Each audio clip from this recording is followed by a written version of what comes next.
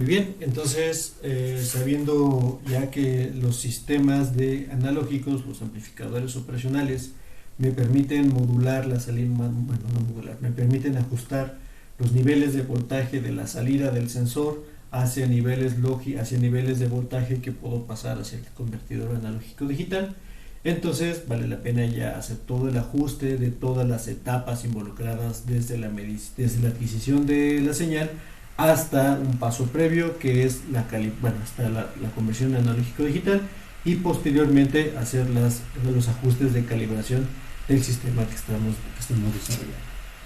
Entonces la cadena va más o menos así. Yo tengo un sensor o un elemento sensible, sensor o transductor, que está tomando las señales, que es el que está en contacto directamente o a través del cual se toman las señales fisiológicas. Pasa a una etapa que es una etapa inicial de acondicionamiento de la señal, que lo que puede tener esta etapa de acondicionamiento puede ser una amplificación de la señal, para tomar las señales que usualmente están dadas en milivolts o en microvolts, llevarlas a un rango un poco más amplio de escala de voltaje. Luego de la amplificación puede venir otro proceso de filtrado de señales, filtrado para quitar componentes que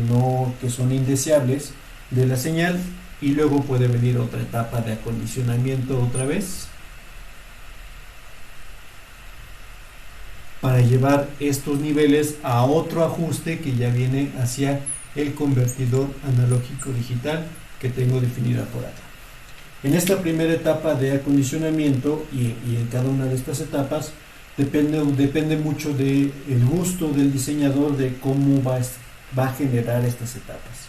Lo que tengo acá en la primera instancia es una señal, por ejemplo la señal de presión arterial o la señal de presión arterial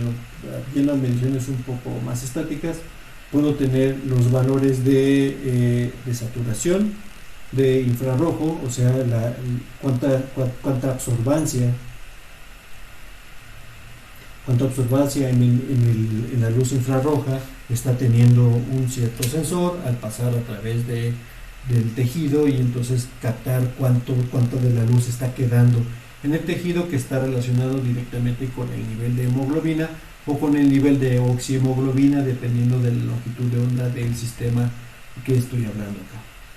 Esta señal, entonces, en una primera instancia tiene una forma o tiene un ancho de banda, donde aquí tengo el valor de la frecuencia, o tiene una región de valores, donde lo que busco es encontrar cuál es el ancho de banda o cuál es la región en frecuencias que corresponde realmente a la medición que estoy observando en un inicio. Como tengo un nivel, o como está colocado en un ambiente que no está totalmente aislado, y además existen diversos factores que pueden generar artefactos o errores en la medición, entonces dentro de todo este rango de mediciones puedo tener componentes que corresponden a la luz eléctrica, o sea, la propia luz de iluminación, la iluminación o la red eléctrica del sistema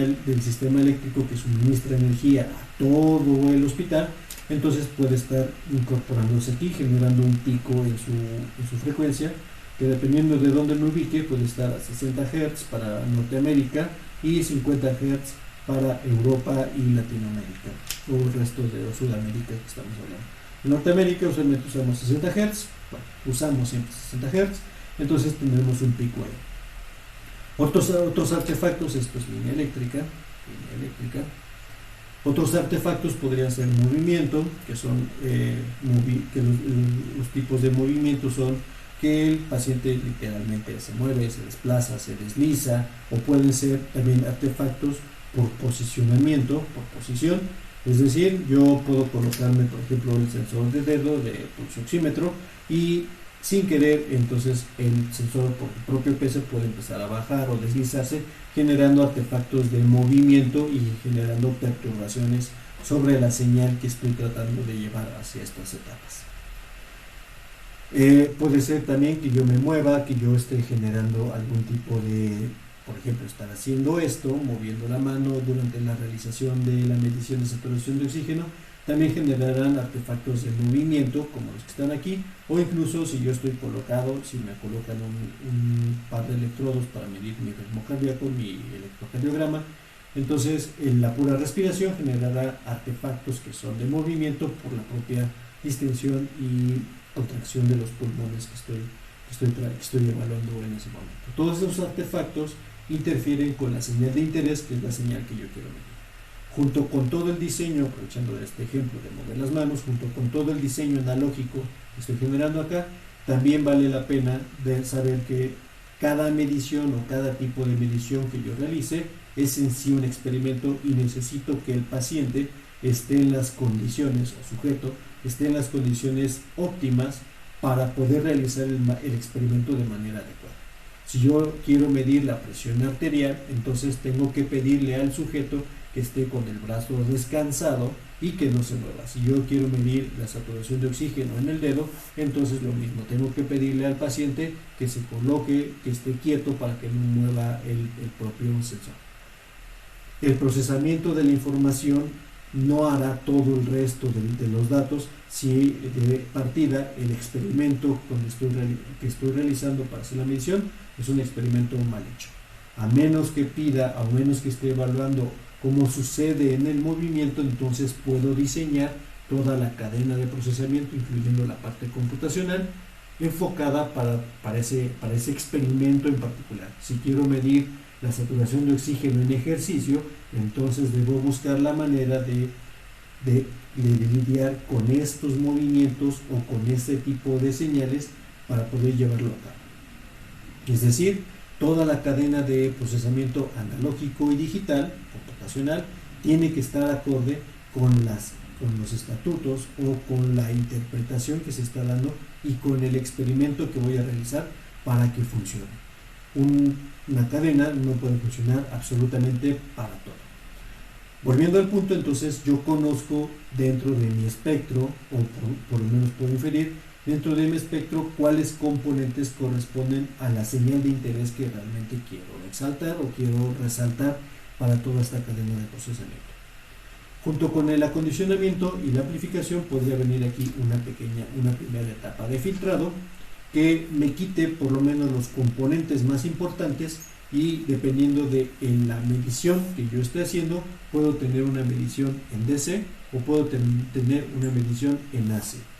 Medición en DC es aquella que requiero o que hago cuando el transductor literalmente está cambiando un nivel de resistencia o un nivel de voltaje a través del sensor. Por ejemplo, el valor de, si estoy midiendo peso,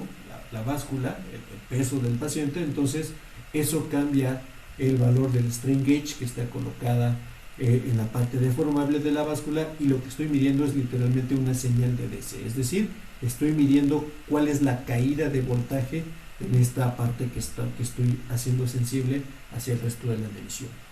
O si el transductor, por ejemplo, estoy evaluando o se deforma o genera energía en función de qué tanta compresión o qué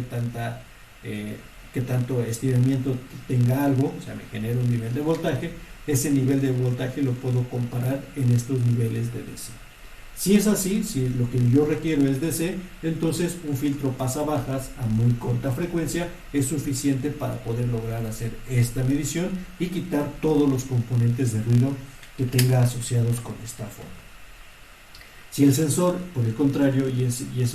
muchos casos son así, si el sensor es en este caso un componente o cambia las propiedades capacitivas del sensor o inductivas del sensor, entonces medir el DC no tiene sentido porque estos elementos que están acá son insensibles al DC. Lo que tengo que hacer es generar una estimulación, que sea una estimulación senoidal, de tal manera que el circuito RC, similar a lo que estoy planteando con esta, ahora tengo en lugar de tener un divisor de frecuencias, tengo un divisor de impedancias, pero es básicamente lo mismo, lo estimulo con una señal en AC, o sea, en señal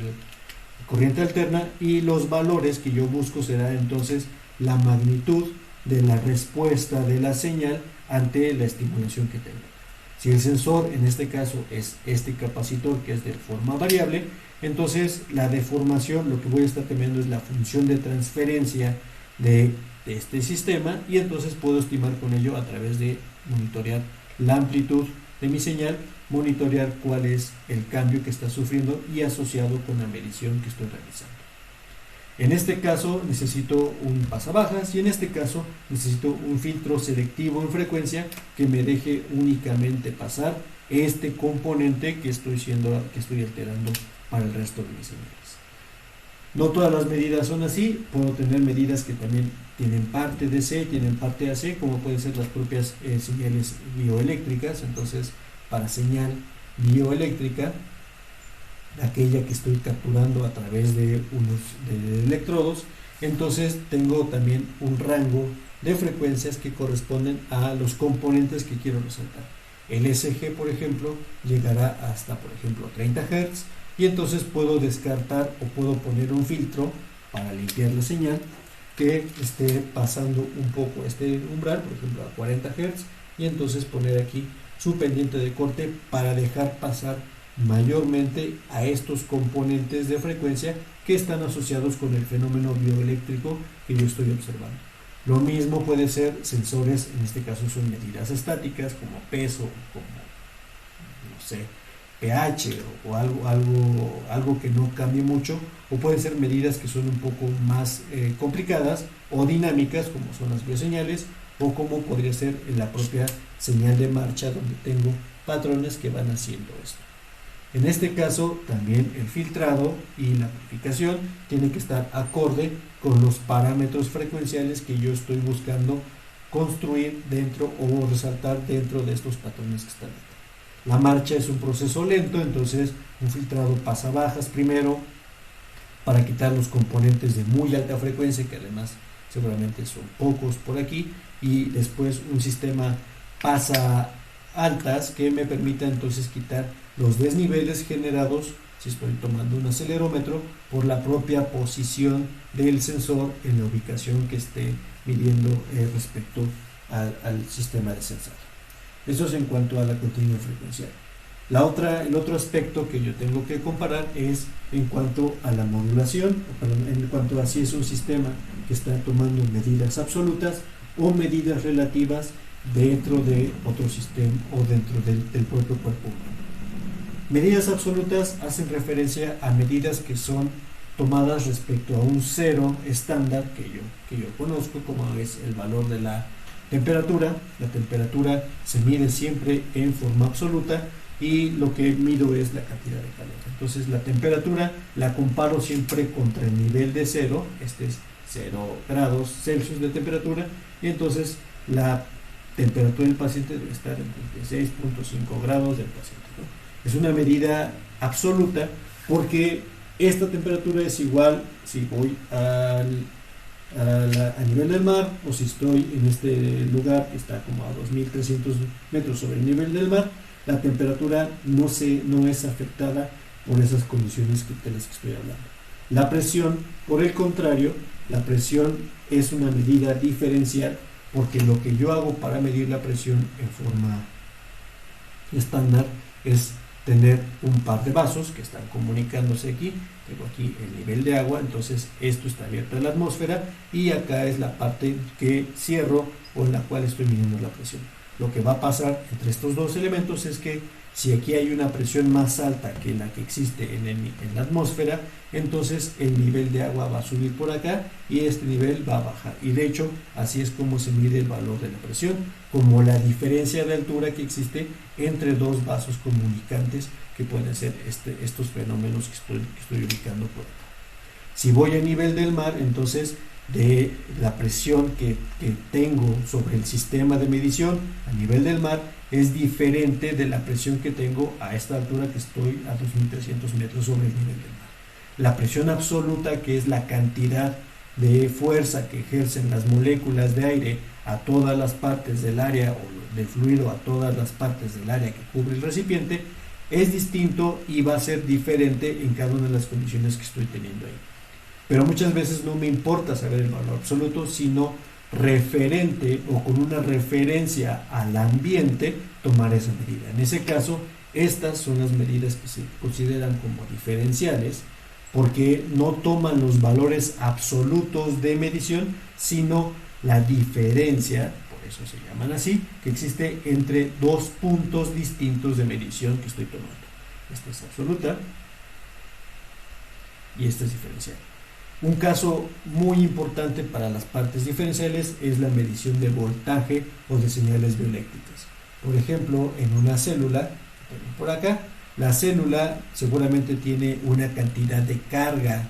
definida, podría medir entonces el valor absoluto de cuál es la carga que hay dentro de la célula, o sea, cuántos iones de potasio, cuántos iones de calcio, cuántos iones de potasio hay dentro de la célula y tomar la medida total de carga eléctrica que tiene, pero usualmente no se hace eso porque la célula está en un medio que está rodeado donde también tengo carga y lo que hace vivir a la célula es la diferencia de potencial que existe entre su interior y el exterior del sistema.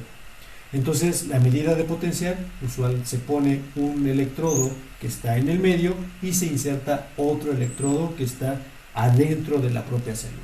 En ese caso entra justamente al amplificador y lo que el amplificador hace es justamente lo que habíamos visto en la parte de amplificadores, es tomar la diferencia y amplificar el valor de esa diferencia para dar una medición terminal que yo quiero medir. Y la última forma, diferencial también, entonces esta es una amplificación, en este caso que estoy dibujando acá, es una amplificación que se le conoce como una amplificación de un solo polo. Un polo porque este elemento que está en esta parte usualmente es el mismo elemento que considero como tierra y entonces estoy midiendo cuál es la diferencia. ¿Por qué digo que eso es tierra? Porque este es el medio externo y simplemente digo que eso es tierra por simple y simplista pistolas, decir que eso es tierra. Eso es el valor de tierra porque ese es el medio que está circulando y por lo tanto ese es el nivel de tierra. Entonces, esta medida se conoce como de un polo porque solamente tengo una punta, que es la entrada que está para acá, es una punta a medir y es usualmente lo que conectamos en el osciloscopio como a través del BNC. El BNC tiene dos puntas, una es tierra, la otra es la punta medidora y se han secado. En este caso, un amplificador como el amplificador de negador, el amplificador sumador o el amplificador no inversor podrían servir para hacer estas mediciones o también se conoce como single-ended este tipo de medición. Single-ended. Está aquí. En el caso de que yo quiera medir, por ejemplo, la diferencia de potencial que existe entre dos células, porque me importa saber cuál es la diferencia o qué célula está más cargada respecto a la otra, entonces coloco otra célula. Se abrió la puerta por acá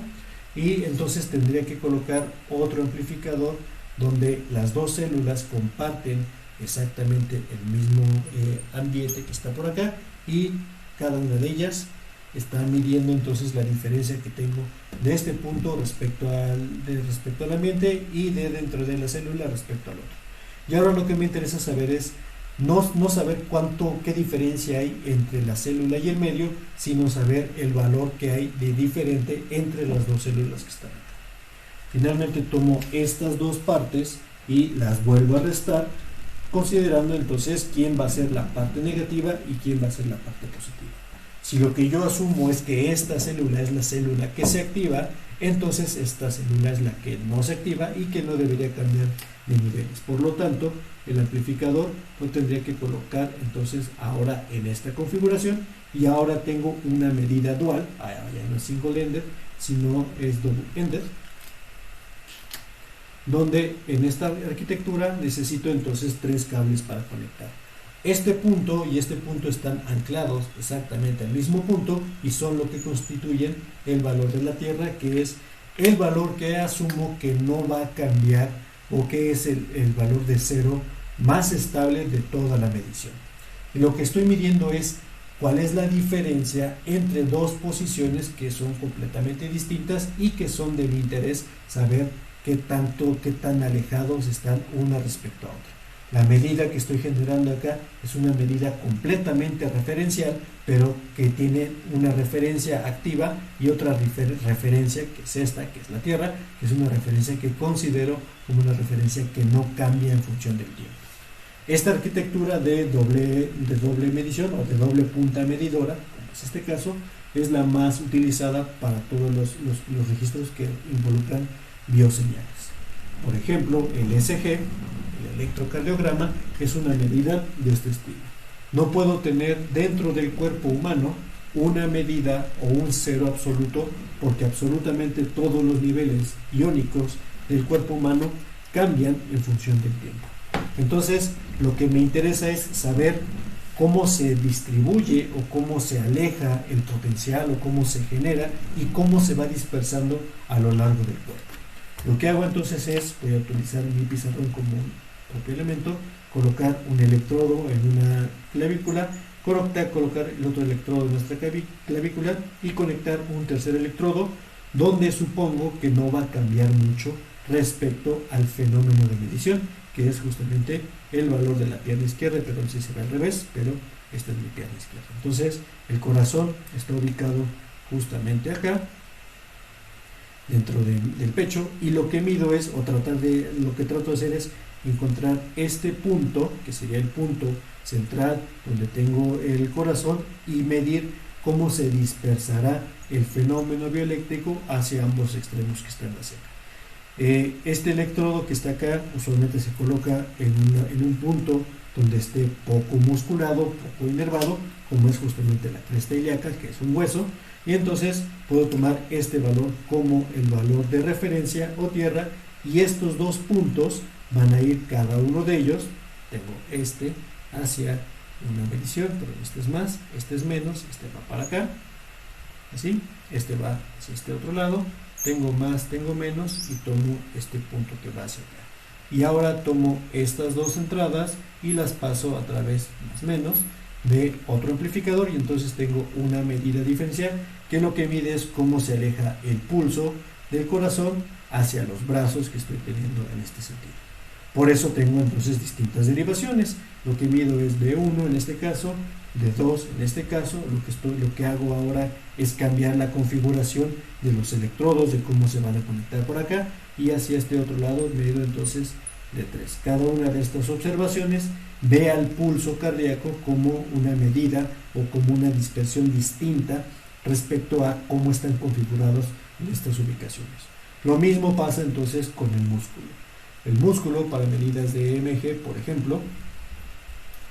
suponiendo que estoy midiendo en el bíceps, entonces el bíceps tiene, este es el codo, este es el bíceps, necesito un punto de referencia que usualmente es esta clavícula, y necesito otro punto de medición que es este. Entonces tengo una medida single-ended donde este elemento, lo que estoy haciendo es medir la actividad directamente de todo el conjunto muscular del bíceps que tengo definido por acá,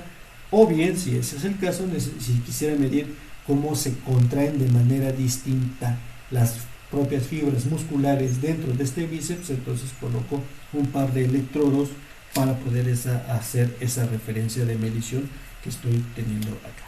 Todo depende del sentido que yo le quiera dar a la medición, si escojo una arquitectura como sea esta, como esta que está aquí, o una arquitectura un poco más sencilla como es este caso.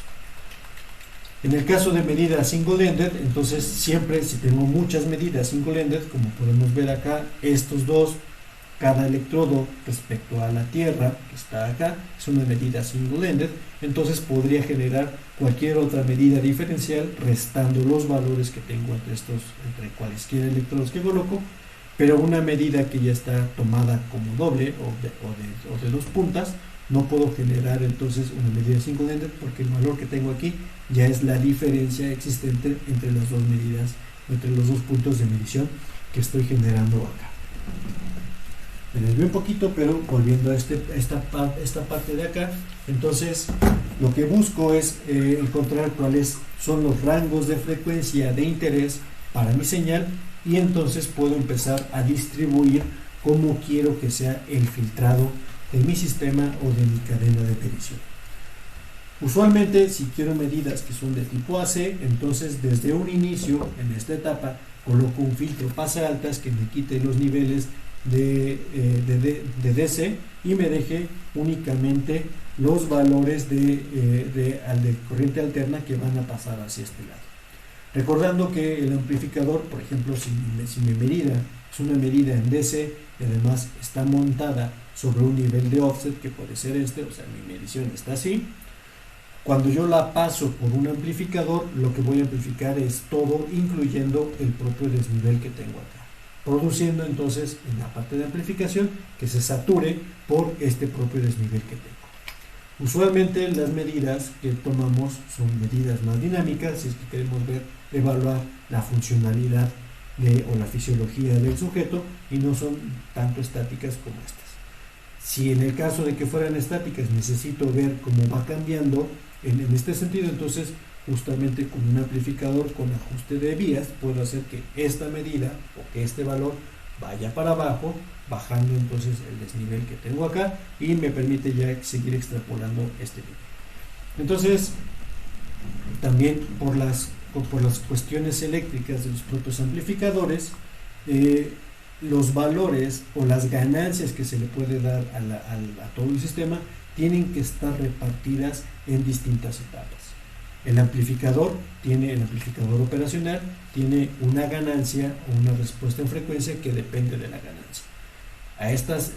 Y tienes esta estructura que estoy colocando acá. Entonces, si le doy mucha ganancia, esto es el valor de la ganancia. Si le doy mucha ganancia, voy a recortar el valor de ancho de frecuencia,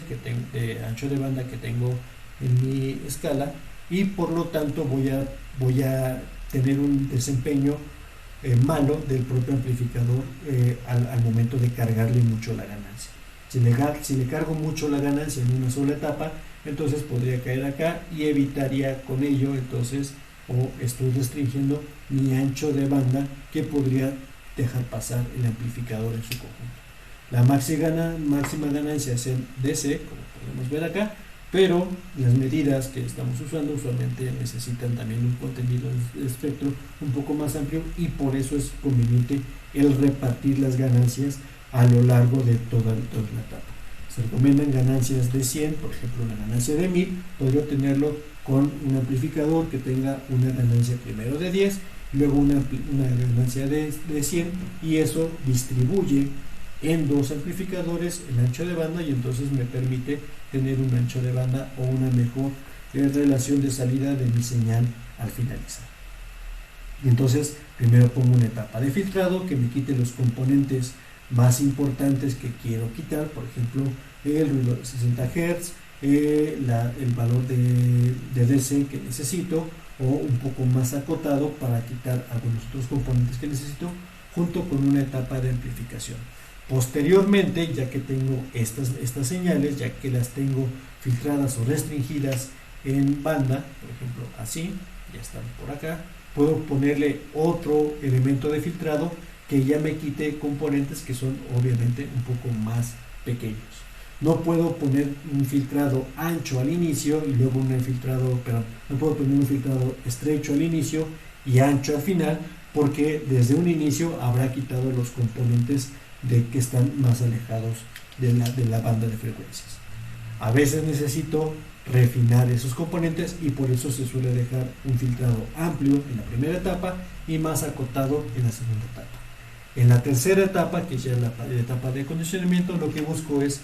cambiar estas señales que ya están en un nivel adecuado en cuanto a magnitud, o sea, en la escala que está aquí, la magnitud de voltaje y el componente de frecuencia ya son adecuados, y ahora sí los llevo a una etapa de conversión analógico-digital que me va a permitir hacer lo que ya sabemos, que es cuantizar tanto en el valor de amplitud como cuantizar en el valor del tiempo esta señal, convirtiendo a esto en un elemento que ahora es puros valores de ceros y unos, como podemos ver acá, y entonces tengo así mis componentes de señal finalmente en esta etapa de conversión analógico digital. Y ahora puedo pasar a la calibración justamente de estos componentes que tengo unidos por acá. Como decía desde un inicio, lo que yo busco es tener un elemento que sea lineal, es decir, que obedezca a la ecuación de una recta, aunque lo que va a pasar al final es que el valor de la constante del origen lo voy a eliminar para ahora sí tener una recta que cruce por el valor de 0 y la lectura que yo haga del valor corresponda justamente al elemento de medición que estoy buscando. Voy a borrar esta parte. Seguimos.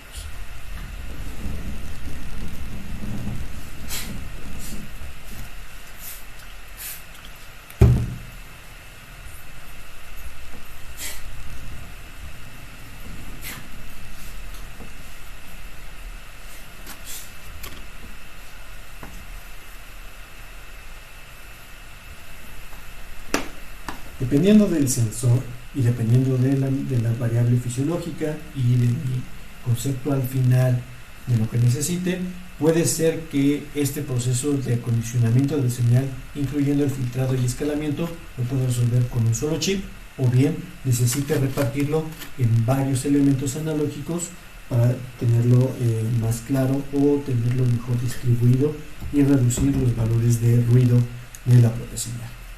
Entonces, voy a hacer el proceso primero de manera estática. Lo que yo busco dentro de un proceso estático de medición es, tengo aquí el valor del tiempo, lo voy a poner, digo estático y pongo tiempo, suena un poco contradictorio, pero ahorita vemos a qué me refiero con estos valores que estoy colocando. Tengo entonces el valor de tiempo, acá tengo el valor de voltaje que estoy obteniendo ya al final de la cadena de procesamiento en función del tiempo. Si lo que estoy midiendo es una cosa estática, es decir, algo que no cambie, por ejemplo, tengo aquí mi valor de voltaje en constante, tengo aquí mi resistencia que está siendo deformada por mi propio peso, entonces estoy parado sobre la báscula, mido la diferencia de voltaje que hay de aquí para acá y esto es entonces mi señal VDT. Si no me muevo, porque así me pide que la báscula así me pide que esté, entonces la constante o el valor de la báscula tendría que ser una línea recta que no cambia de altura y que está asociada justamente con el valor del peso de la persona que está parada sobre la báscula. Pero eso no es así.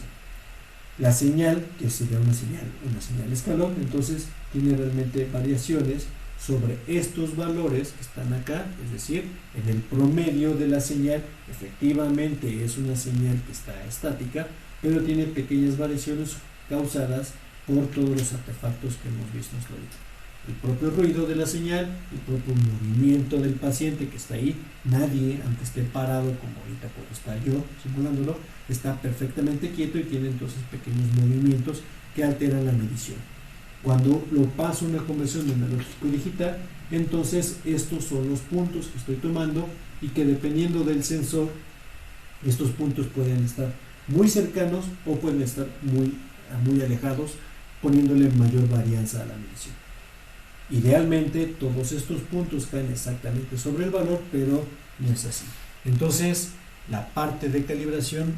ahora es la parte que tengo que realizar. Lo que yo estoy haciendo es tomar este valor y cada uno de estos puntos, por ejemplo, para este es el valor de peso, para esta medición que está acá, va a tener un cierto nivel, que podría ser este, y los puntos que estoy tomando a través de la conversión analógico digital van a estar dispersados a lo largo de estos valores que están acá. Tomo otro valor de peso, entonces, por ejemplo, para acá es un peso un poco más grande, significa que el valor medio va a estar más arriba y otra vez tengo aquí los valores que van a oscilar entre las mediciones que están acá, para acá, para acá, y entonces para esta otra medición tendré otro punto y su dispersión asociada con el mismo valor. Idealmente, en un sensor ideal, la varianza que yo tengo, es decir, el rango que tengo para este peso específico, el ancho de este punto o de esta franja tiene que ser el mismo para todos los puntos sin importar en dónde me estoy ubicando dentro de la medición que estoy realizando para cada uno de los pesos específicos que estoy colocando por acá. Así como está. Y entonces tengo mi tercer peso que podría ser este y todos los demás elementos que están acá. Lo que busco con el proceso de calibración es entonces encontrar aquella recta que de manera ideal pase por todos los puntos de manera perfecta. Ya sé que eso no puede pasar porque el ruido de la medición que tengo acá genera valores o desvía los valores de su ideal. El valor ideal de esta recta es justamente los valores promedio de estas tres medidas que tengo acá. Entonces voy a simular que el valor promedio es este. Déjenme hacer la gráfica un poco más grande para quedar un poco más clara esta medición, si no los valores del ruido o de la certeza no me van a quedar igual. Pues voy a poner uno por acá, otro por acá, otro por acá. Tengo otro elemento, ¿sí?, con una estrellita diciendo que ese es el valor medio. Entonces como valor medio debe estar acá. Tengo otra estrellita, está por aquí. Tengo valores, está por acá, por acá, por acá. Tengo otro punto que es este, que me dará también valores por aquí, por aquí, por acá. El punto perfecto, de hecho el valor perfecto sería aquel que toca a las medias, o uno diría ese es el valor que toca a las medias que están ahí en esa gráfica que acabo de dibujar. Sin embargo, eso es cargarle demasiado la mano a el valor medio de cada una de estas mediciones, porque si bien yo sé que existe error en la medición, lo cierto es que cuando coloqué este peso que estoy colocando aquí, me dio este valor y no puedo decir que eso no es verdad. Entonces, esta fue una medida buena, fue una medida tomada con todas con todos los requisitos experimentales para lograrlo, y todas estas que están acá, estas 4 medidas, son realmente los valores que estoy tomando. Los valores medios, que son las estrellas que estoy colocando acá, en realidad no fueron mediciones, no fueron experimentos, y por lo tanto estas medidas puedo considerarlas como falsas o como realizadas por algo externo o por como consecuencia de las propias medidas que estoy haciendo. Entonces, en realidad, lo que tengo que hacer para encontrar la calibración adecuada es no encontrar los valores medios de cada una de ellas y trazar la recta que las une, porque además seguramente no pasará por todas ellas, sino minimizar el error que existe entre cada una de las medidas y esa recta que que tocaría idealmente a todas, o que pasa más cerca de todas esas medidas.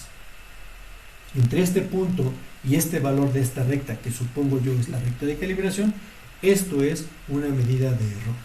Ese es el error que estoy midiendo, y entonces tengo errores tanto positivos como negativos, como puede ser este caso de la medición. Y un error, sin importar si es positivo o negativo, es un error per se. Entonces, lo que busco con el ajuste de calibración es minimizar que el error o que la medición, es decir, la desviación, la inclinación de esta curva, pase por la posición que logra el menor error posible. Entonces, lo que tengo que hacer es, para cada una de las mediciones, contabilizar el error. El error entonces va a ser la diferencia entre la medición y la medida que tomo. Esta recta que está acá, entonces, este valor es una recta y por lo tanto puede estar ubicado como mx más b. Y lo que voy a encontrar son los valores de m y los valores de b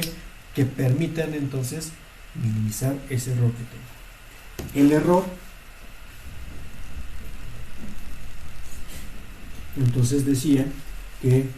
error se contabiliza igual para arriba y para abajo. Entonces lo que busco es optimizar esa función. Si tomo, por ejemplo, el valor absoluto del error, está acá, la función absoluto tiene una indefinición que se ve así.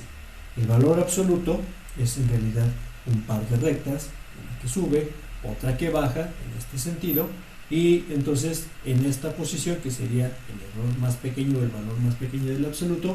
surge una indeterminación. Tomar el valor absoluto y sumar los valores del error absoluto me dan nada más, me produciría un error al tratar de encontrar cuál es el valor óptimo de estas funciones. Si yo tomo el error al cuadrado, el error cuadrático, por eso se llama cuadrático, la función cuadrada o la función parabólica entonces tiene un único mínimo local que se ubica en esta posición, y además es una función que es suave, y es derivable en la primera posición, por encontrar la derivada, y entonces encontrar el valor mínimo. Lo que busco con la aproximación por mínimos cuadrados es justamente encontrar este valor mínimo que tengo definido por acá. Si yo asumo, por ejemplo, que este esto es x1, me produjo entonces este valor y1 que está acá, entonces la ecuación que estoy generando puedo verla así. El resultado y1 fue encontrar m por x1 más una cierta b. Este elemento que está acá, puedo ponerle entonces como y2 es igual a m por x2 más b. Este elemento que está acá, este sería más que x1, más que x2, es en la segunda evaluación o la segunda medición que estoy teniendo, entonces aquí tendría que poner también x1. Este elemento que es x2, esta variación, entonces este término que está acá sería y3, este término es y2, este término es y4, y con eso son más que suficientes. Entonces y3 es igual a m por x3 más b, y y4 es igual a m por x4 más b, que son estas medidas que tengo acá. Para encontrar las ecuaciones de una recta, entonces todos estos puntos, necesito únicamente dos parámetros. En todo proceso de medición tengo más de dos parámetros porque todos los parámetros o todas las medidas deben contribuir al ajuste de los valores del modelo que estoy generando acá. Y le llamo modelo porque ya es precisamente un valor de una ecuación. Entonces, esta notación que tengo acá también la puedo ver como una notación de forma vectorial y construir entonces el modelo en esas descripciones vectoriales que voy a generar ahorita.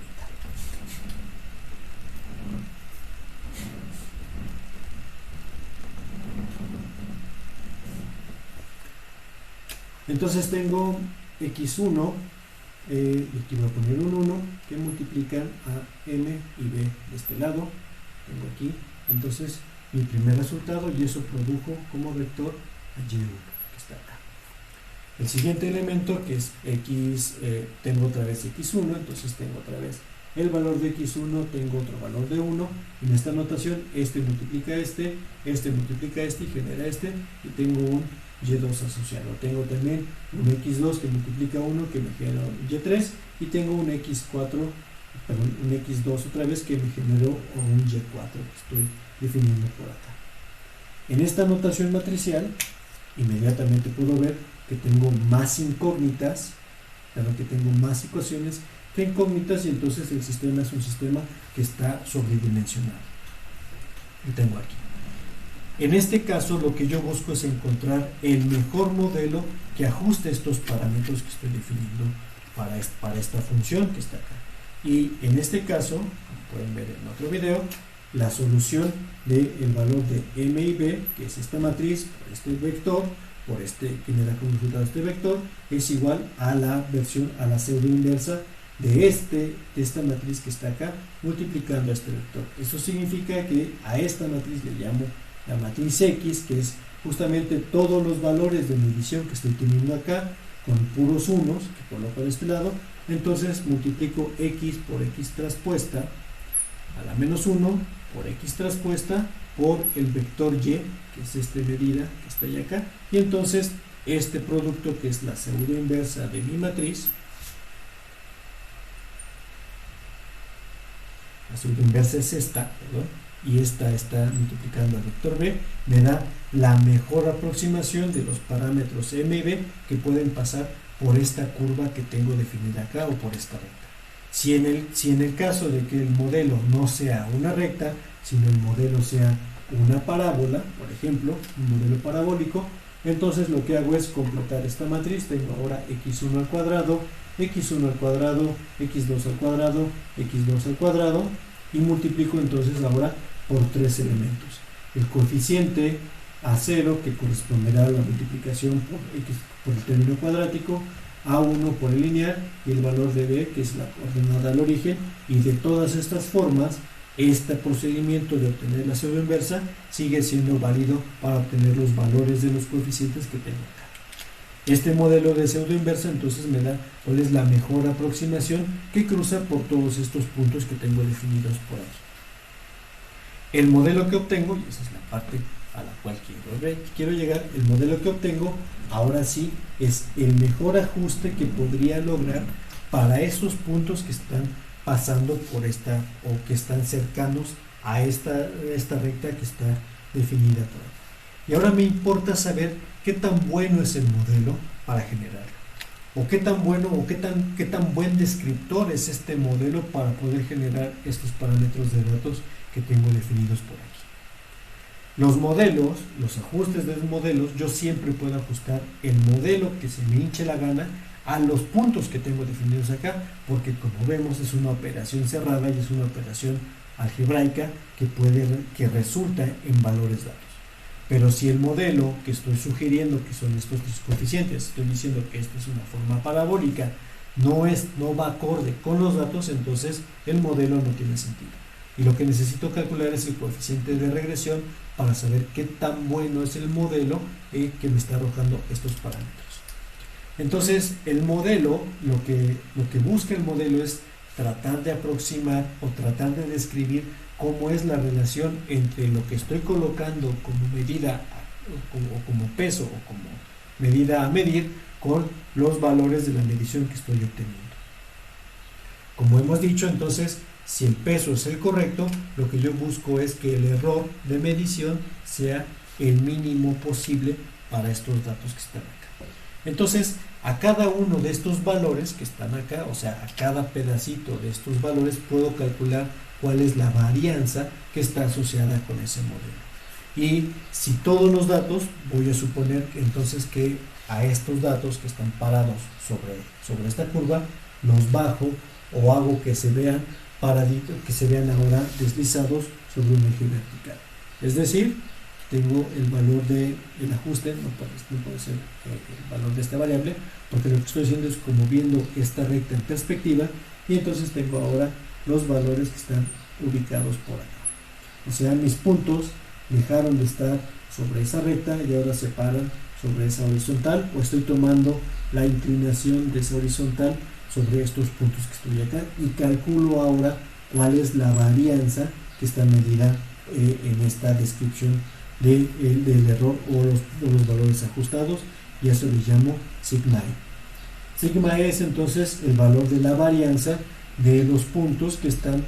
deslizados o que están bajados del modelo, que están ajustados por el modelo para medir. Y tengo otra medición que es la medición de la propia varianza de todos los datos que están ubicados por acá. Entonces este se llama sigma y. Es decir, tomo sigma no delta, sigma y. Entonces tomo los valores de los datos tal cual fueron arrojados, calculo su valor de su varianza y también calculo el valor de la varianza de los propios datos, y voy a hacer una relación que coloque los valores de sigma e entre los valores de sigma y. Si la varianza del error es poca, es decir, estos datos que estoy midiendo acá, por eso se llama sigma y, es pequeña, al mismo tiempo al cuadrado, entonces este valor tenderá al valor de 0. Si por el contrario, si el error al hacer el ajuste es muy grande, incluso es del orden del valor de la varianza, que de hecho sonaría raro que fuera así, como estoy midiendo toda la varianza de los datos, entonces es difícil que este término sea mayor que 1, pero puede pasar. Podría entonces decir que el ajuste que estoy haciendo en esta curva es malo. Y para decir que algo es muy bueno, pues suelo utilizar el valor de 1, y para decir que algo es muy malo, suelo utilizar el valor de 0. Entonces 1 menos esta diferencia de varianzas me da ese valor que se conoce como el valor de R cuadrada, que está definida para el ajuste de las señales. Un valor de R cuadrada cercano a 1, por esta definición, dirá que el ajuste del modelo es muy bueno porque el error que estoy midiendo es muy pequeño, y un valor cercano a 0 hará que este factor, que esta diferencia sea grande y por lo tanto sea cercana a 0. Entonces una R cuadrada cercana a 0.9 o por los valores por encima de 0.9 dirán que tienes un ajuste bueno del modelo, y valores que estén por debajo dirán que tengo un ajuste malo del modelo.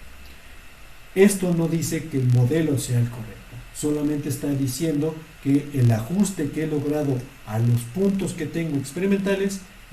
tiene relación, o el error de la varianza, la diferencia entre las varianzas es pequeña. El error mínimo cuadrático, que es justamente este, el error mínimo cuadrático es tomar las diferencias al cuadrado,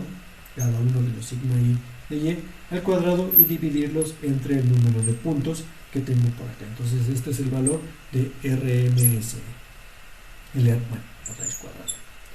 La raíz cuadrática media, o la raíz cuadrada de la sumatoria de los errores al cuadrado, es también un buen estimador de qué tan mal está el ajuste de los valores. Estos valores deben tender a ser 0 y este valor debe tender a ser 1 para decir que entonces el modelo es bueno. Si logro estos valores, entonces el valor que obtengo de la pendiente y de la ordenada al origen son los valores que puedo considerar para cambiar la medición. Ahora que estoy viendo al revés, ahora puedo saber a qué valor de y ahora despejo, quito el valor de y, es menos b, y lo divido entre el valor de m, y entonces ahora sí obtengo el valor de la medición que estoy teniendo a partir de los valores de voltaje que obtengo de mi medición, o que estoy obteniendo de mi sistema de procesamiento analógico digital. Esta parte de calibración ahora lo puedo hacer en un entorno computacional, y entonces para cada parte de la calibración, es decir, tomo valores, tomo la conversión de analógico digital, evalúo cuál es el valor de conversión que tengo y puedo ajustar los valores para generar un instrumento moderno que me diga cuál es el valor de la variable o de la sustancia del sujeto que está colocado en el punto de medición a partir de este conjunto, generando rutinas de calibración donde le pido al usuario, cuando quiero calibrar, que coloque pesos específicos que yo conozco. 1 kilo, 2 kilos, 3 kilos, 10 kilos, genero estas curvas. Este cálculo es un cálculo sencillo, y puedo entonces saber ahora, en relación con los valores, cuáles son los valores que corresponderán a cada uno de los pesos distintos que estoy colocando ya en la parte cuando ya estoy utilizando el sistema para generar una nueva medición.